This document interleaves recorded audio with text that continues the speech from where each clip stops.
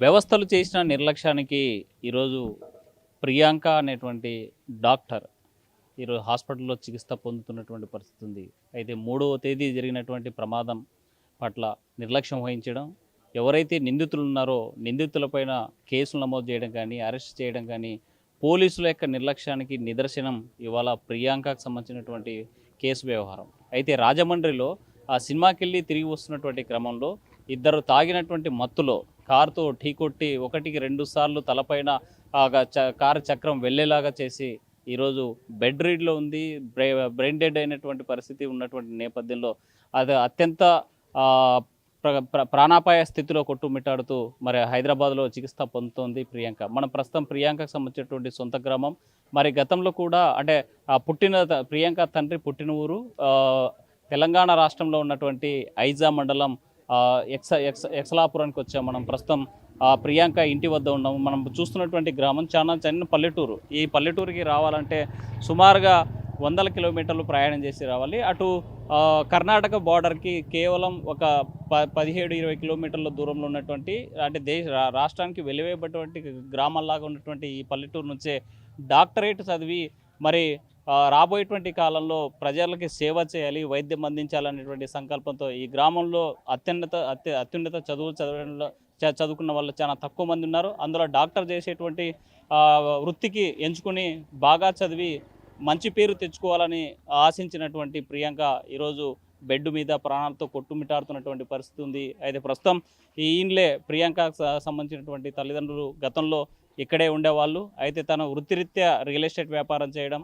లేకపోతే బిజినెస్లో ఇంకా ముందుకు వెళ్ళాలని చెప్పడం, పిల్లల చదువుల కోసం కర్నూలు అంటే ఏపీలో ఉన్నటువంటి కర్నూలు జిల్లా కర్నూలు హెడ్ క్వార్టర్లో ఉన్నటువంటి పరిస్థితి ఉంది. ఏలుకూరు ఎస్టేట్లో ఏలుకూరు టవర్స్లో కూడా అక్కడ 3 ఏళ్ళు ఉన్నారు. ఆ తర్వాత ఉన్నత చదువుల కోసమే హైదరాబాద్కి వెళ్ళడం జరిగింది. హైదరాబాద్లో ఉంటూ రాజమండ్రిలో ఉన్నటువంటి ఒక మెడికల్ కళాశాలలో చదువుకున్నటువంటి నేపథ్యంలో కాస్తంత వినోదం కోసం వీకెండ్ ఉంది, సినిమాకి వెళ్ళాలని చెప్పేసి ఫ్రెండ్స్తో వెళ్ళినటువంటి నేపథ్యంలో తిరిగి వస్తుండగా జరిగినటువంటి ప్రమాదానికి గురై ఇవాళ అత్యంత ప్రాణాపాయ స్థితిలో ఉన్నటువంటి పరిస్థితి. మనతో మాట్లాడే కొంతమంది కుటుంబ సభ్యులు ఉన్నారు, ఈ గ్రామానికి సంబంధించినటువంటి వాళ్ళు, ప్రియాంకకు సంబంధించినటువంటి రక్త సంబంధికులు కూడా ఉన్నారు. సార్ చెప్పండి, ప్రియాంక మీకు ఏమవుతారు, ఏం జరిగిందని అనుకుంటున్నారు?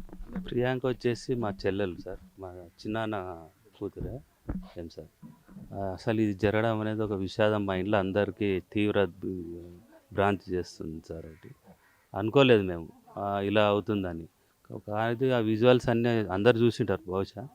అది చూస్తే వాంటెడ్గానే జరిగింది. కాకపోతే పోలీస్ వాళ్ళు దాని మీద కొద్దిగా యాక్షన్ తీసుకొని, ప్రభుత్వం కానీ ఏపీ ప్రభుత్వం కానీ వాళ్ళు కొద్దిగా యాక్షన్ తీసుకొని దాన్ని తగిన న్యాయం చేయాలని మేము అందరం అనుకుంటున్నాము.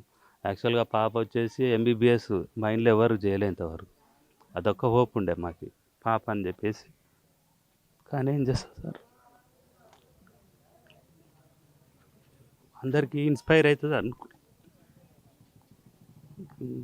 మా పెద్దవాళ్ళు అందరు ఉన్నారు ముసలాళ్ళు, అంటే పెట్టడానికి లేదనమాట. ఏదైనా పెద్దది జరిగిందనుకోండి, ఏమైనా డాక్టర్కి వెళ్ళాలంటే కూడా చాలా బహుశా ఎక్కువ అమౌంట్ ఇన్వెస్ట్ చేసేది కదా. ఏదో మన వాళ్ళు ఉంటారు అన్నట్టు అందరు అనుకున్నాము. కానీ ఇలా జరిగింది అది. కానీ అందరికైతే చాలా బాధ ఉంది సార్. ఈ బాధ చేసిన వాళ్ళకి కంపల్సరిగా ఏపీ ప్రభుత్వం కఠినంగా శిక్షించాలి. ఇంకొకటి ఇలాంటి జరగకుండా చూసుకోవాలని మేము అందరూ అనుకుంటున్నాం సార్. అది అంటే ఈ గ్రామం చాలా చిన్నగా కనిపిస్తుంది, చాలా పాపులేషన్ కూడా తక్కువ. అయితే ఉన్నత చదువులు చదువుకున్న వాళ్ళు ఎవరైనా ఉన్నారా, లేకపోతే మొదటిసారిగా ఏ అమ్మాయి మంచి చదువు చదివింది? అంటే ఎంబీబీఎస్ అయితే ఇప్పుడైతే ఎవరు లేరు సార్. కంప్లీట్ అయిన వాళ్ళు ఇంకా 2-3 చేస్తున్నారు ఇప్పట్లో. ఇది మాకు తెలిసిన మన ఊరు వాళ్ళే, కాకపోతే ఇక్కడ లేరు, బయట ఉండి చదువుతున్నారు. కొంతమంది పోలీస్ శాఖలో ఉద్యోగాలు తెచ్చుకున్న వాళ్ళు, రైల్వేలో ఈ మధ్య కొద్దిగా మంచి ఒక 5-6 ఇయర్స్ నుంచి పిల్లలంతా ఎడ్యుకేట్ అవుతున్నారు మంచిగా. ఇంకా ఏమంటే ఎంబీబీఎస్ మా ఇంట్లో అయితే ఆ పాప ఒకటే సార్. అంటే చిన్నప్పటి నుంచి ప్రియాంక ఎలా ఉండేది? ఈ ఊరు నుంచి ఎప్పుడు వేరే ఊరికి వలస వెళ్ళే పరిస్థితి వచ్చింది? చిన్నగా ఉన్నప్పుడు వాళ్ళు ఇక్కడ ఊరు నుంచి వాళ్ళ డాడీ ఇక్కడ ఉన్నాడు. ఆ పాప ఇంకా పుట్టలేదు. అక్కడ తర్వాత ఆయన ఐజాకి షిఫ్ట్ అయినాడు. ఐజాలో ఉండి పక్కనే ఉంది, 5 కిలోమీటర్స్ ఐజా. అక్కడ షిఫ్ట్ అయినాడు. దాదాపు అక్కడే అక్కడే ఉన్నారు ఆయన. స్టే అక్కడే ఉండి అక్కడే అది షాప్ పెట్టుకున్నాడు, రేడియో షాప్ అని చెప్పేసి. మామూలుగా టీవీలో రిపేర్ చేసేది. అట్లే కంటిన్యూ జర్నీ అంతా అలాగే సాగింది ఆయనది. దాని తర్వాత ఆయనకి ఏదో రియల్ ఎస్టేట్లో కొద్దిగా ఇన్వాల్వ్ అయ్యి కొద్దిగా బిజినెస్ మంచిగా ఉందన్నట్టు తర్వాత పిల్లలు చదువు కోసం అని కర్నూలుకి షిఫ్ట్ అయినాడు ఆయన. అప్పట్లో ఉమ్మడి మనది కాబట్టి అక్కడైనా ఇక్కడైనా మనకి ఇబ్బంది లేదు కదా, అట్లా అని చెప్పేసి ఆయన కర్నూలులో సెటిల్ అయినాడు. బాగానే అక్కడే ఉన్నారు బాగానే. దాని తర్వాత మరి ఉన్నది పాప అప్పుడు మెడిసిన్ చదివింది కేఎంసీలోనే, కర్నూలు మెడికల్ కాలేజీలోనే. ఆ పాపది ఎంబీబీఎస్ ఫైనల్ ఇయర్ ఉన్నప్పుడు అనుకుంటా. ఆ తర్వాత హైదరాబాద్ షిఫ్ట్ అయినారు అంతా. షిఫ్ట్ అయినాక అక్కడే ఉన్నారు ఈ ప్రస్తుతానికైతే. కానీ ఇలా జరిగింది సార్ అంతా. అనుకోలేదు, ఎవరికి మేము అనుకోలేదు ఇలా జరగడం అనేది చాలా బాధాకరం మాకైతే. యాక్సిడెంట్ జరిగిన వార్త మీరు ఎలా విన్నారు? మాకు మా చుట్టాల తరపు నుంచే, ఇప్పుడు మా చిన్నాన్న కానీ మా మామూలు కానీ వాళ్ళందరూ రాజమండ్రికి వెళ్ళడం జరిగింది. వెళ్ళిన తర్వాత వాళ్ళు మాకు ఇన్ఫామ్ చేసినారు ఇట్లా అయిందని. కాకపోతే అది న్యూస్ అనేది ఎవరికి సరిగా తెలియదు. ఊర్లో మా గ్రామంలో కూడా చాలా వరకు తెలియదు ఎవరికి. అది ఎప్పుడైతే వైరల్ అయిందో అప్పుడే జనాలకు కూడా తెలిసింది. అంతవరకు ఎవరికి తెలియదు సార్ అది. అంటే ఒక మామూలుగా ఏదైనా ఇన్సిడెంట్ జరిగితే పోలీసులు, ప్రభుత్వము, అధికార యంత్రాంగం అంతా కదులుతుంది. కానీ ఎందుకోసం ఇంత సైలెంట్గా ఉండే పరిస్థితి వచ్చిందంటారు? అది ఏమో సార్, అది ఇప్పుడు మేము చూసిన వీడియోస్ కానీ మామూలు బయట విన్నది కానీ అక్కడ ఉన్న వ్యక్తులు, చేసినటువంటి వ్యక్తులు రాజకీయ పరంగా ఉన్నారని చెప్పి వాళ్ళ ద్వారానే ఏదన్నా కప్పిపుచ్చినారనేది కొద్దిగా తెలిసింది. అది ఎంతవరకు నిజం మనకు తెలియదు. కాకపోతే ఈ మన ఏపీ సీఎం గారు కానీ డిప్యూటీ సీఎం గారు కానీ దీని మీద యాక్షన్ తీసుకొని మాకు న్యాయం జరగాలని మేము కోరుకుంటున్నాం సార్. మాట్లాడాల్సినటువంటి మీడియా, చూపించాల్సినటువంటి సోషల్ ఎందుకు సైలెంట్ అయ్యారని ఈ ఇన్సిడెంట్ బట్టి మీరు అనుకుంటున్నారు? ఇంకా పొలిటికల్ ఇష్యూని ఉండొచ్చు అనే మేము అంటే ఎక్స్పోజ్ అంటే ఒక మీరు టీవీ నుంచే మాకు యాక్చువల్గా అయితే కొద్దిగా బయటకు వచ్చిందని తెలిసింది. వాళ్ళు స్టార్ట్ చేసిన తర్వాత వేరే వాళ్ళు అయితే ఇన్వాల్వ్ అయ్యారు. మోస్ట్లీ మరి వాళ్ళ వరకు వెళ్ళిందో లేదో తెలియదు, వేరే మీడియా వాళ్ళ వరకు. ఏదైనా ఇన్సిడెంట్ అంటే అంత పెద్ద ఇన్సిడెంట్ జరిగినప్పుడు కంపల్సరీగా వాళ్ళ వరకు చేరుండొచ్చు. కాకపోతే పొలిటికల్ ఇష్యూ వల్ల ఏమన్నా డిలే అయ్యిండొచ్చు అని మేము అనుకుంటున్నాం సార్. అది సరే, ఇలాంటి వ్యవస్థల నిర్లక్ష్యాన్ని జరిగినప్పుడు ఏం చేయాలి సార్, రాజ్యాంగాలు ఉన్నాయి కఠినంగా శిక్షించేటివి. దానిని కంపల్సరీ అమలు చేస్తే చాలా వరకు తగ్గడానికి ఛాన్స్ ఉంటుంది సార్. అది పక్కా అమలు చేయాలి. ఇప్పుడు మనకి రాజకీయ పరంగా మనం ఉన్నాం అనేది కాకుండా తప్పు ఎవరు చేసినా తప్పే. అందరికీ సమానంగా శిక్ష చేస్తేనే మంచిగా ఉంటుంది సార్. అది ఇంకోటి నెక్స్ట్ కాకుండా జరుగుతుంది అనేది. ఇప్పుడు ఏమవుతారు ప్రియాంక? ఎలా ఉండేవాళ్ళు మీరు చూడగా? మాకి అన్న కూతురు అవుతుంది సార్. మాకు అన్న కూతురు. మా అన్న ఇక్కడే ఉంటుండే. ఆయన పిల్లల చదువుల కొరకు వైజాగ్ నుంచి కర్నూలు షిఫ్ట్ అయినాడు. పిల్లల చదువుల కొరకు ఇంకా పై చదువుల కొరకు కర్నూలు షిఫ్ట్ అయ్యి అక్కడ పాప ఇంకా ఎంబీబీఎస్ సీట్ వస్తే అక్కడనే చదివింది. ఏం సార్, అక్కడ నుంచి ఇంకా మళ్ళీ ఇంకా హైదరాబాద్ షిఫ్ట్ అయినప్పుడు ప్రజెంట్ హైదరాబాద్లోనే ఉంటున్నాడు. ఇంకా మన కుటుంబంలో కూడా మనకు ఒక డాక్టర్ ఉంటే మనకు ఊరికి కూడా సేవ చేస్తుంది కదా అనే ఆలోచనతోనే మేము అందరూ ఉన్నాం సార్. ఈరోజు ఇట్లా జరిగిందంటే మాకు చాలా బాధ అనిపిస్తుంది. కాకపోతే అక్కడ కూడా ఏపీ ప్రభుత్వం కొంచెం స్పందించి వాళ్ళని ఇట్లా చేసిన వాళ్ళని కఠినంగా శిక్షించి మాకు న్యాయం చేస్తే మాకు కూడా బాగుంటుందని మేము కూడా కోరుకుంటున్నాం.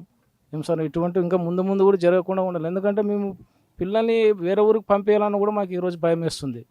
ఆడపిల్లల్ని ఇట్లా జరిగిందని అంటే ఇంకా ఏడపోతాం సార్. మేము ఇంకా 8, 9, 10 వరకు చదువుతాము, ఇక్కడనే ఉంటాం. ఇంకా పై చదువులకు ఏడపోతాము, పోలేము. అందుకనే గవర్నమెంట్ స్పందించి ఏం సార్ వాళ్ళ మీద రియాక్షన్ తీసుకుని వాళ్ళకి కఠినంగా శిక్షిస్తే మంచిగా ఉంటుందని మేము కోరుకుంటున్నాం. మామూలుగా ప్రమాదము అనుకోకుండా జరుగుతుంది, కానీ ఇక్కడ జరిగినటువంటి తీరు మీరు చూశారు కదా, మీకేమనిపిస్తుంది? ఉద్దేశపూర్వకంగా జరిగిందనా లేకపోతే ఏమనుకుంటున్నారు? మాకు బేకని చేసినారని అనుకుంటున్నాం సార్. మేము అట్లా కాకూడదు. ప్రతి ఒక్క తల్లిదండ్రులు ఉంటారు, ఎంతో హోప్స్ పెట్టుకునేటాం సార్. మేము మంచిగా ఉంటే బాగుంటుంది, పిల్లల భవిష్యత్తు ఉంటుంది. ఇంతవరకే మేము వేరే ఊరికి పంపించాలంటేనే బాధ అనిపిస్తుంది ఆడపిల్లల్ని. ఇంకా మగపిల్లలు అంటే ఎట్టో గెలిచి వస్తారు అనుకుంటాం సార్. మేము ఇట్లా పోతే చాలా బాధ ఉంది సార్ మాకు. కుటుంబాల్లో డాక్టర్ చదివి ఈరోజు వస్తారనుకుంటే ఈరోజు ఇట్లుంది పరిస్థితి, ఏమనుకుంటున్నారు? డాక్టర్గా ఉంటే బాగుంటుందని మేము అనుకున్నాము, అందరం అనుకున్నాము. వేరే వేరే చదువులు కూడా చదివినారు. నా కొడుకు కూడా జాబ్ చేస్తున్నాడు, సాఫ్ట్వేర్ జాబ్. గవర్నమెంట్ ఏది రాలే. ముగ్గురు పిల్లలు, కొడుకు పెద్దవాడు, 2 ఆడపిల్లలు ఉన్నారు. వాళ్ళకి ఏ జాబులు రాలేదు సార్. చాలా కష్టపడి. ప్రియాంక ఎలా ఉండేది మీ కుటుంబంలో? మీరు వచ్చినప్పుడు ఊరికి చెప్పడం ఏం లేదు, మేము చెప్పినట్టు వింటుండే, ఏం కావాలని చేస్తుండే. మంచి అంత మంచి నేను చూడలే. మా కుటుంబంలో మా పిల్లలందరూ మంచోళ్ళే. ఆ పాప కూడా అట్లనే డాక్టర్ చదువుతుందంటే చాలా మేలు అనుకున్నాం మేము. బాగుంటుంది అనుకున్నాము. అందుకే ఇంతవరకు పెళ్లి కూడా చేసుకోమంటే చిన్న పాపకి చేసాడు కానీ పెద్ద పాపకి ఏం చేయలే. ఇది చదువు అయిపోయాక చేసుకుంటాను అంటే ఖాయం కూడా మొన్న ఏమో చూసుకున్నారంట, చేద్దామంటే ఇట్లా అయింది. పరిస్థితి ఎట్లా చేయాలో అర్థమవుతుంది. ఇప్పుడు పెళ్లి కావాల్సిన అమ్మాయి అమ్మాయి చదువు పూర్తవుతుంది, ఇలాంటి సమయంలో ఈ ప్రమాదం జరిగింది. ఘోరం ఎలా? ఇంత ఘోరం ఆడ చూడకూడదు, చూడలేము. మేము ఉన్నా కూడా చచ్చినట్టే సార్. మా తమ్ముడు కూడా అదే మాట్లాడు. ఇప్పుడు హాస్పిటల్లో ఎలాంటి పరిస్థితులు ఉంది?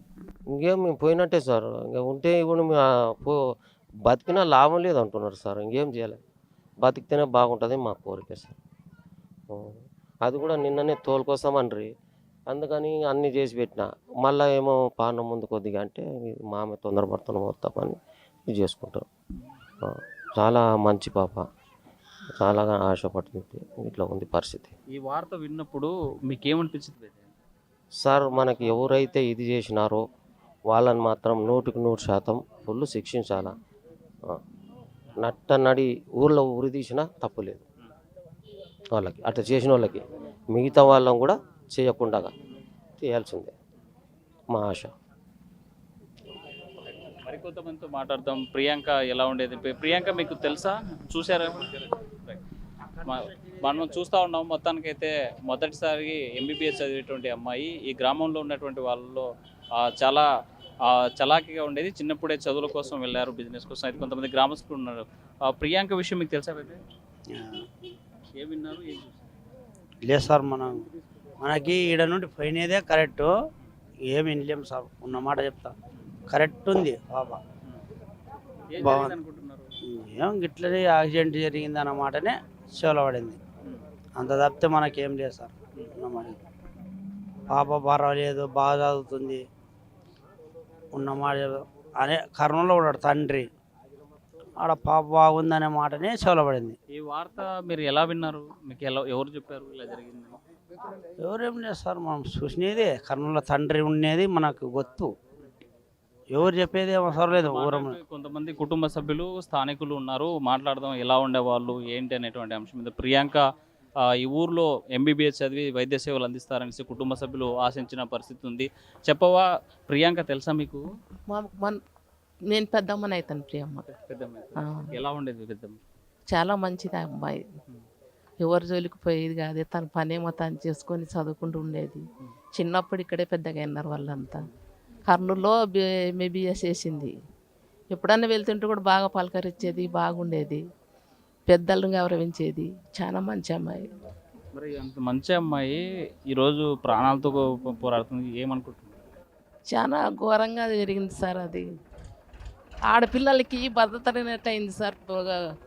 ఇది ఇప్పుడు ఆడపిల్లలు ఇప్పుడు ఇక్కడ కూడా చాలా ఘోరంగా జరుగుతాయి. ఆడపిల్లల్ని బయటికి పంపించాలంటే కూడా భయంగా ఉంది. ఇప్పుడు పిల్లలకు బడికి పోయినాక ఇంటికి వచ్చేంత వరకు భయమే. చదువుకున్నాలని మేము అనుకుంటాం, కానీ పిల్లలు బయటికి పంపించాలంటే కూడా భయం అవుతుంది. ఎందుకు భయం అంటే? మీడియా ఇది మనుషులు సమంగా లేరు. పిల్లలు చెడిపోతున్నారు. మగ పిల్లలంతా తాగడము, అవి ఇవి చేయడము, అట్లా చేసి పిల్లలంతా గబ్బులేస్తున్నారు.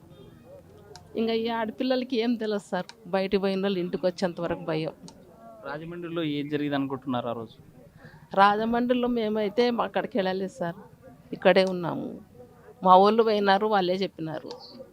ఏమో షాపింగ్ మాల్కి సినిమాకి పోయిందంట, సినిమా నుంచి బయటకు వస్తుంటే జరిగిందని చెప్పినారు. ఏం జరిగిందంట అక్కడ? కార్తో స్కూటీ మీద పోతుంటే కార్తో గుద్దినారని చెప్పినారు. అంటే కారు తగిలిందంటనా, గుద్దారంటనా? ఏమో వాళ్ళు మత్తులో ఉన్నారంట, తాగిన వాళ్ళు. తాగినాక ఒకసారి తగిలిందంట. తగిలితే ఆ పాప పోయి ఏమి ఎట్లా కొడుతున్నారు మనుషుల మీద అని చెప్పిందంట. చెప్పి మళ్ళీ పోతుంటే మళ్ళీ 3 సార్లు గుద్దినారంట. రెండోసారి పడితే కింద పడిపోయిందంట, మూడోసారి తల మీద పోయిందని చెప్తున్నారు. అభివృద్ధిలోకి వచ్చిన అమ్మాయి ఇంకా ఒక 3 ఏళ్ళు అయితే డాక్టర్ అయిపోతే జాబ్ వస్తుంది, ఇలా పరిస్థితి జరిగింది కదా, ఏమను? చాలా బాధ ఉంది సార్. మా ఇంటి వాళ్ళంతా మాకైతే చాలా బాధ ఉంది. వంట చేసుకుని తినాలంటూ కూడా అవుతలేదు మాకు. పరిస్థితి చాలా ఘోరంగా ఉంది సార్. ఏమో మీకు ప్రియాంక ఏమవుతారు, ఎలా ఉంటారు? వదినని అవుతాను. ఏం జరిగింది? అదే టీవీలో జరిగిందే తెలుసు మాకి. అదే ఇట్లా బైక్లో వెళ్తుంటే కార్తో గుద్దినారనేది ఒకటి తెలుసు. అది ఎందుకు అట్లా అనేది తెలియదు అంతగా మాకు, అంతే. రాజమండ్రి నుంచి మంచి డాక్టర్ అయి వస్తుంది అనుకున్న మీ అమ్మాయి ఇవాళ బెడ్ రీడ్లో ఉంది, బ్రెయిన్ డెడ్ అయిపోయింది, ఆరోగ్యం విషమంగా ఉంది. ఏమనుకో ఏమమ్మా, ఆమె బాగా కావాలని అనుకుంటున్నాం కానీ ఇట్లా అవుతుందని అసలు అనుకోలేదు. బాగా డాక్టర్ అయి వస్తుంది, ఈ ఊరికి బాగా చేస్తుందేమో అనుకున్నాము. ఈ పల్లెటూరుకి ఇట్లా చేసినారు. అసలు ఈ మొగాలు ఇట్లా ఇట్లా చేసేది బాగా అనిపిస్తలేదు. అదే ఇలాంటి వాళ్ళని తాగి అల్లరి చిల్లరగా తిరిగి కారుతో గుద్దేసి ఇలా చేసిన వాళ్ళు ఏం చేయాలమ్మా? ఇలా చేసిన వాళ్ళు కఠినంగా శిక్షించాలి సార్. వాళ్ళ అసలు తాగకూడదు, ఈ జనాలు తాగి డ్రైవింగ్ చేయకూడదు, మెయిన్ అది తప్పు. అట్లా తాగి డ్రైవింగ్ చేస్తే కదా ఇట్లా యాక్సిడెంట్లు అయ్యేది. తాగకుండా బయటకు వచ్చి ఇట్లా డ్రైవింగ్ చేస్తే ఇట్లా ఎంతమంది ప్రాణాలు పోతాయో చెప్పలేం. ఎందుకోసం అని 3వ తేదీ జరిగితే పోలీసులు కానీ అక్కడ ఉన్నటువంటి అందరూ కానీ ఎందుకు పట్టించుకోలేదు, ఎందుకు నిర్లక్ష్యం వహించారని అనుకుంటున్నారు? ఏమో సార్, మాకైతే తెలియదు ఎందుకు మళ్ళీ పట్టించుకోవటం లేదు. మళ్ళీ అక్కడ ఉన్న వాళ్ళు జనాలు చూసింటారు కదా సార్, ఇట్లా అయిన వెంటనే పట్టించుకొని ఏదో ఒకటి చేయాలి. మళ్ళీ ఎందుకు ఇట్లా చేసినారో మాకైతే తెలియదు. మరి ఏదో ఒకటి రియాక్షన్ తీసుకొని ఏదో ఒకటి చేయాలి కదా. ఒక అమ్మాయి చనిపోయింది, ఇంత దారుణంగా చేసినారంటే ఏదో ఒకటి వెంటనే చెయ్యాలి. ఇన్ని రోజులు చేయకూడదు. ఇప్పటికే 6 రోజులు అయింది ఇట్లా జరిగి. ర్యాష్ డ్రైవింగ్ చేయడంతో పాటు ఈ ప్రియాంకకు సంబంధించినటువంటి మరణాన్ని ఈరోజు ఈ స్థితిలో ఉండడానికి కారకులు ఎవరైతే ఉన్నారో అలాంటి వారి మీద తప్పనిసరిగా కఠిన చర్యలు తీసుకోవాలి. ఇలాంటి చర్యలు తీసుకోకుండా ఉండాలనేసి స్థానికులతో పాటు బంధువులు చెప్తున్నటువంటి పరిస్థితి. అయితే ప్రియాంక మా ఊరికి ఒక మంచి డాక్టర్గా తిరిగి వస్తుంది అనుకుంటే మాత్రం ఈ పరిస్థితుల్లో తిరిగి వస్తుందని ఆశించలేదని ఆవేదన వ్యక్తం చేస్తున్నటువంటి పరిస్థితి మనకు తాజాగా కనిపిస్తోంది. వీడియో జర్నలిస్ట్ చంద్రశేఖర్తో హుస్సేన్, RTV, ఎక్సలాపురం నుండి, తెలంగాణ.